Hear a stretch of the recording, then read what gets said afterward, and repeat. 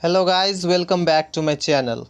So in this video I'm going to unbox a very important book. If you are a university student, this book is very important for university examinations, and if you want to prepare for UGC NET exams, you can start your preparation with the help of this book. For beginners, this book is very important. And if you talk about the price of this book, the price is around 300 rupees.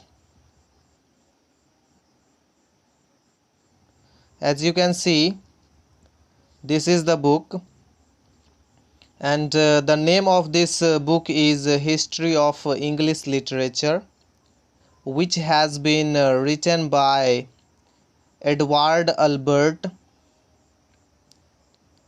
I think this is one of the best book of history of English literature as far as I am concerned. And these are there are some topics I want to show you. These are the topics: the Old English period, the Middle English period, the age of Chaucer, from Chaucer to Spencer. These are the chapters you have to read. You can see the other chapters also. And if you like the video, do subscribe and press the bell icon so that you never miss an update. Thanks for watching.